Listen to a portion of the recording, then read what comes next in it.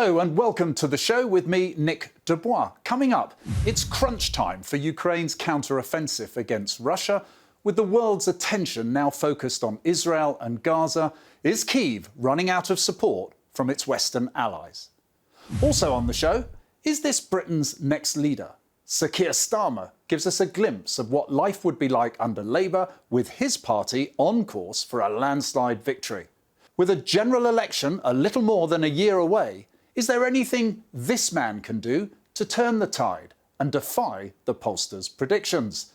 The Conservatives will have been in power for 14 years. Prime Minister Rishi Sunak now has at most 14 months to save his job. When it comes to support for Ukraine, the US has made the largest single commitment to military and financial support so far, followed by the collective efforts of the EU. The US has given over $76 billion in aid. But that vital aid may soon be coming to an end. A small group of Republicans opposed to seemingly endless support for Ukraine have ousted the Speaker of the House, Kevin McCarthy. That is delaying a crucial vote on extending aid, despite pleas from the White House. In the longer term, some Republican presidential candidates, including the frontrunner Donald Trump, have been less than enthusiastic about continued support. Meanwhile, with divisions growing in Europe as to the extent of support for Ukraine, is the alliance fraying at the edges? And could this mean fewer weapons for Ukraine? I want to assure our American allies and the American people and the people of Ukraine that you can count on our support. We will not walk away. Our other story this week is party political conference season here in the UK, with the next general election looming on the horizon. First up were the Conservatives taking place in Manchester. The conference was rather overshadowed by the news that the city would be dropped from HS2. The new $100 billion high-speed railway from London will terminate at Birmingham instead. And so I am ending this long-running saga. I am cancelling the rest of the HS2 project. And in its place, we will reinvest every single penny, £36 billion, in hundreds of new transport projects in the North and the Midlands across the country. Arguably, the star of the show at the Conservative conference was the Home Secretary, Suella Braverman. She's one of the favourites to lead the party should Prime Minister Rishi Sunak step down after losing the next election. She drew some of the biggest crowds and won a standing ovation for her plans to tackle migration to the UK. Now, one of the most powerful forces reshaping our world is unprecedented mass migration. The wind of change that carried my own parents across the globe in the 20th century was a mere gust compared to the hurricane that is coming. In what could be his final conference speech before the next election, Sir Keir Starmer made economic growth his top priority. The Labour leader is prepared to ignore local opposition and bulldoze planning rules to get more homes built in England.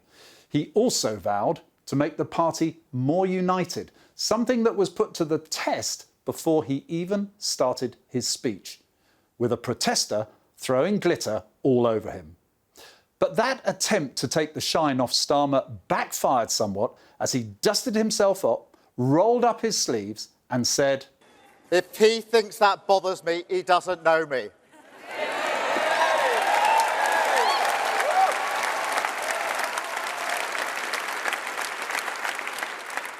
Protest or power, that's why we changed our party conference. That's why we changed our party. Thank you. Now, let's bring in our panel. Joining us today is Sir Gerald Howarth, former MP and Minister for International Security Strategy. Mark Seddon, a Senior Communications Advisor and Director of the University of Buckingham Centre for United Nations Studies. And Brooks Newmark, former MP and Minister for Civil Society. Gentlemen, thank you for joining us. Very pleased to have you here. Brooks Newmark, let me start with you, if I may.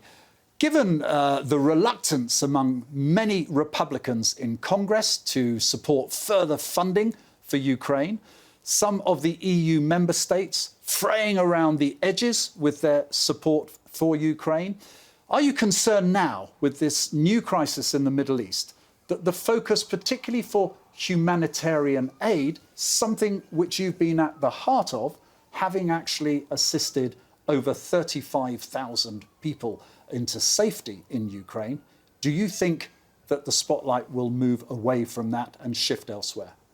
I think the answer to your question is briefly yes, the spotlight will shift to Israel because the biggest supporter, whether it's Ukraine or Israel in the Middle East, is the United States.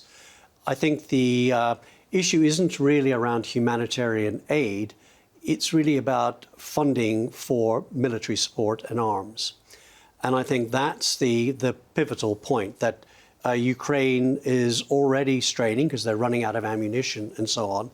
And you've got this vociferous minority, about 8 or 9 people, so not the majority of the Republicans, who are saying, you know, we don't want more money going to Ukraine. Now, what they may do, because the Republican right does support Israel, and I think you may find some sort of trade whereby they will unlock the gridlock in the US government by saying, OK, you want money? We have a choice between Israel and Ukraine.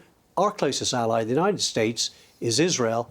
We will now prioritize our funding for that. That is the main problem. It's not as much humanitarian aid as it is military support. Sir Gerald, let me ask you, if I may, do you think, therefore, that the military aid that is so vital, Zelensky was only in NATO recently demanding or asking for more help, the reality is it going to be the geopolitics with what's going on now that might put at threat that continued military aid? Or is it going to be the fact that, as NATO were briefing only yesterday, that, frankly, Western allies are running out of supplies? Well, there's no doubt about it, Nick, that Western countries are running out of all sorts of ammunition and military hardware because, of course, we never prepared for this kind of conflict, which has more in common with the Second World War than the futuristic battles that we'd been thinking about. But I don't see what Brooks is saying is in the same vein. I think he's right about humanitarian aid. I think that may well switch, and I think he's right about the Republicans, that they may well posit the argument, well... But they're going to have a president soon, aren't they, who could be President Trump, who's very, very wobbly on sending support. That's right, but coming back to Israel, the thing about Israel is it has a very sophisticated armed forces setup and a very sophisticated defence industry. And it's not occurred to me at any time to think that Israel needs the kind of hardware which Ukraine requires. So I think the two countries have different requirements. Israel needs massive support, massive political support. What Ukraine needs is actually weaponry to defeat Russia. So that's how I see it. There will be an argument on humanitarian aid, I'm sure. And of course, that leads to resources. And I think Brooks is probably right that they will, the Republicans may well press that argument, which I think, of course, would be disastrous because we have to win. And every Western leader agrees. We have to win in Ukraine. And everybody, George Robertson said it in the House of Lords, former Defence Secretary here, former Secretary General of NATO. Lord Robertson said just the other day, this is as much our battle as it is Ukraine's battle. But let me ask you, Mark, across Europe, you are seeing a growing scepticism. By no means, I accept, in the majority, but you've got parties coming to power, Slovakia, you've got growing AfD support in Germany, which is frankly more pro-Russian than anything else, and there's been spats with Poland as well. Do you think that the populations of Europe will tire and start to lose this sense of public support that Ukraine has had? And will that drive politicians to start trying to make Zelensky come to the table and negotiate a settlement? Well, I mean, you wouldn't expect much more different from me because, in a way, I worked for the United Nations for a very long time, and I think that the pressure, especially from the global south, and also in Europe too, is for an ending of these conflicts, whether it be in Ukraine or putting an end to the one that is now taking place in Israel and the Gaza and Palestine and what have you. I think there's a lot of pressure for that because we have seen after the Russian invasion, we have seen now a war that appears to have stagnated. It's almost a frozen conflict. It has a feeling that it could go on for a very, very long time. And I think that there's a lot of pressure for getting people around the negotiation table. But isn't there the fact that Putin revels in the chaos and disorder? Is he effectively the winner in what has now become the conflicts in the Middle East? Obviously, his own battle in Ukraine, the disruption in the politics. Let me ask you, Brooks, you're nodding your head. Yeah, Putin's the winner here, Yeah, isn't of course he is. And it's sort of, unfortunately, comments like this you hear from Viktor Orban, which is, let's bring peace. Let's have peace. Let's have a peace conference. But any peace conference, by definition, means that Ukraine has to give up some of its land.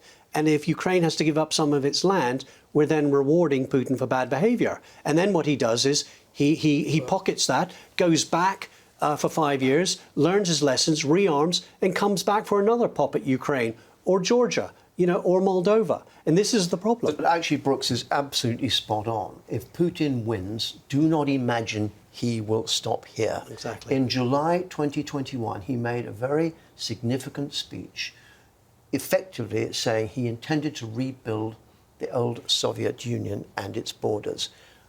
Where were our diplomats? Where were our foreign policy advisors when that speech was made? What advice were they giving to the political leaders? It was the ignoring of that warning from Putin. So I think that Brooks is right.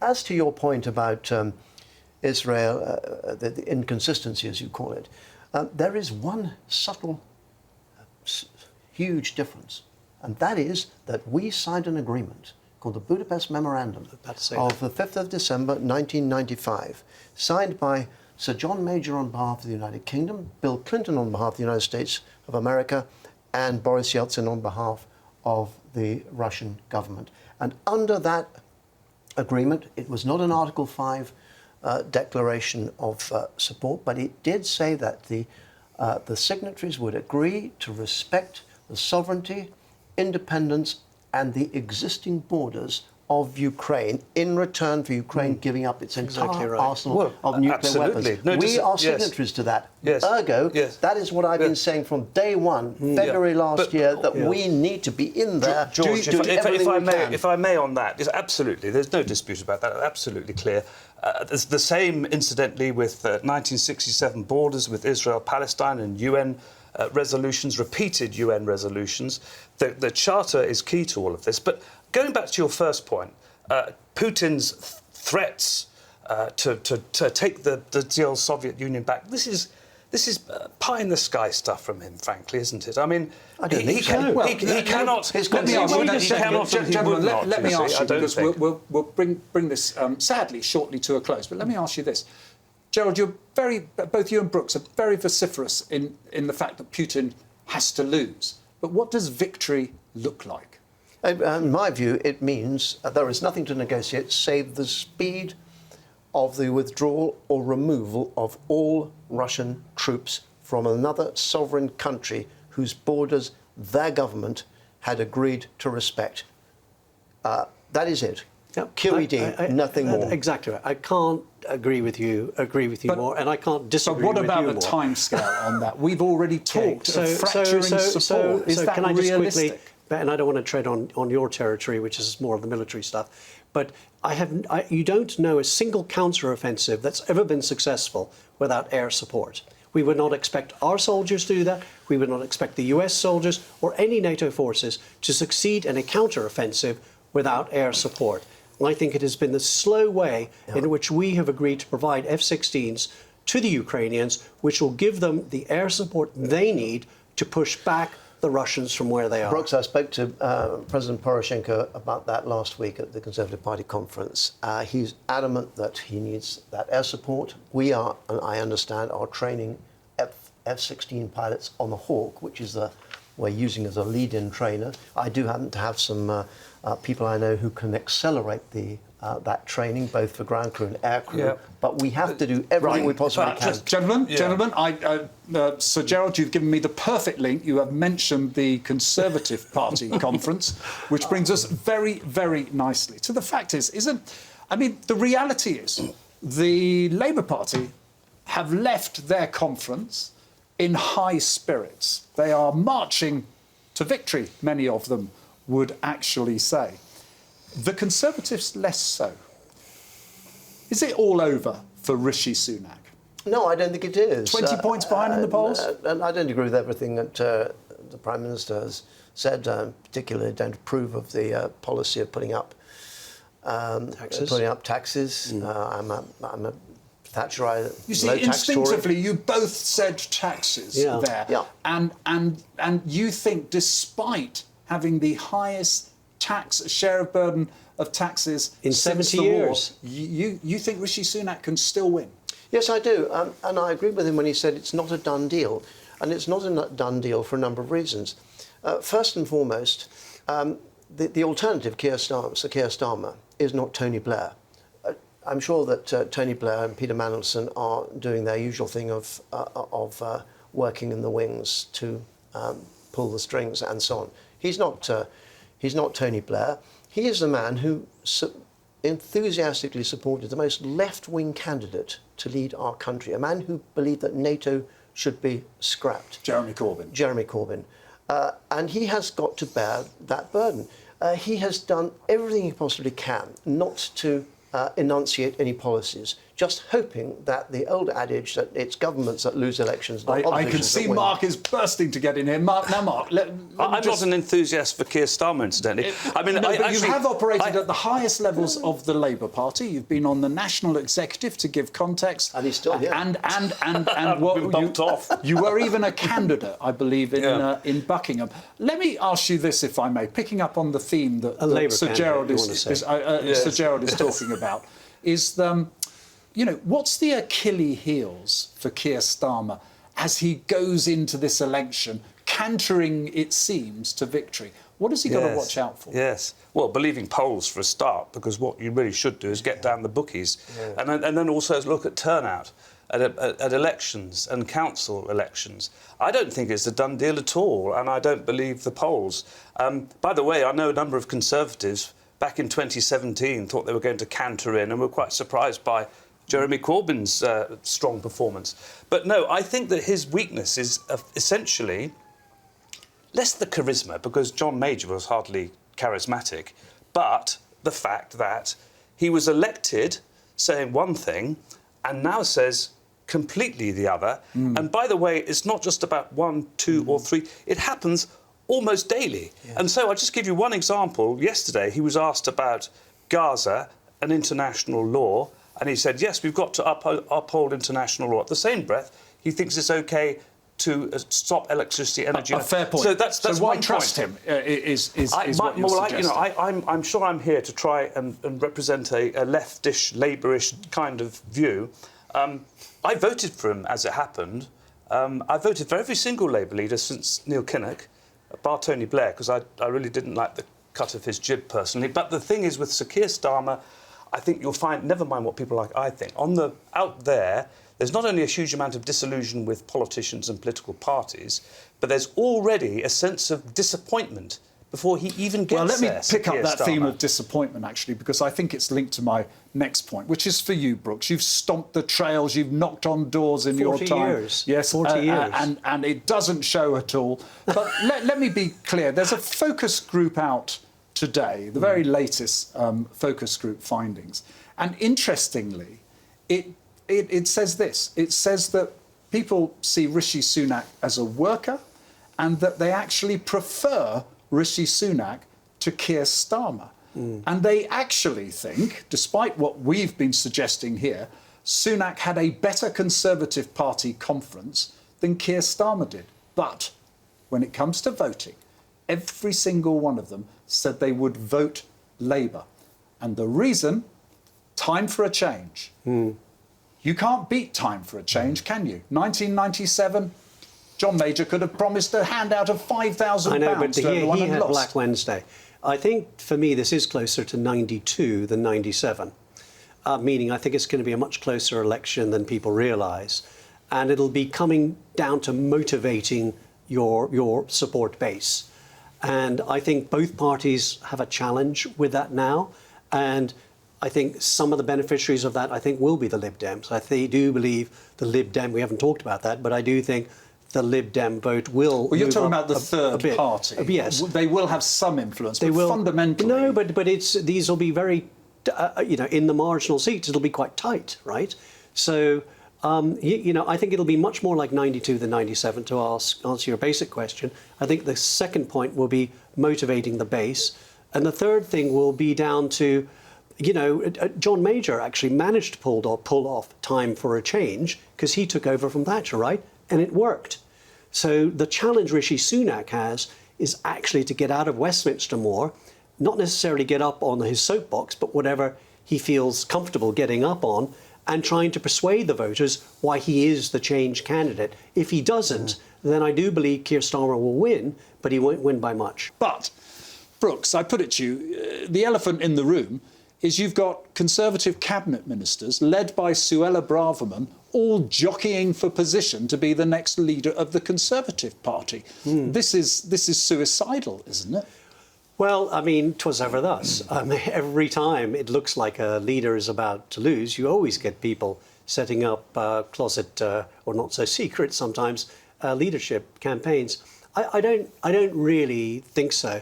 My interpretation of the economy, though, is a little different than Gerald's, though, because in 97, we did have the economy moving in the direction of the Tory party, and I think thanks to Ken Clarke, not necessarily I was a fan of Ken Clarke, by the way. You're absolutely right. Why? I agree. And they felt it was safe to vote for Labour because the economy was already turning. Well, so I don't think that argument really holds well. For an opposition to win, you've also got to not only just galvanise your natural supporters, but you've got to have some passion, some idea about what you're going to do. Did Keir Starmer not show that, do you think, in his speech? Because he had no substance, but he was showing passion. Well, yes, for him, I think there was... with an awful lot of modern-day politicians, it does seem so contrived. You have to go back to the sort of 70s and the 80s to see the real politicians, and with greatest respect to both of these gentlemen who were there and were just that, of course. I'd be very... dig myself out of that one very quickly. But where is this passion? Where is this promise of change? What we keep on seeing from Sir Keir Starmer is, I better row back because I've come under criticism. And Mark, at the conference, let me press you on that because I think this is a really important closing point. Labour government after Labour government has inherited a strong economy with a lot of money to spend, often built by the opposition, then the government of the time, the Conservatives. That's not happening this time.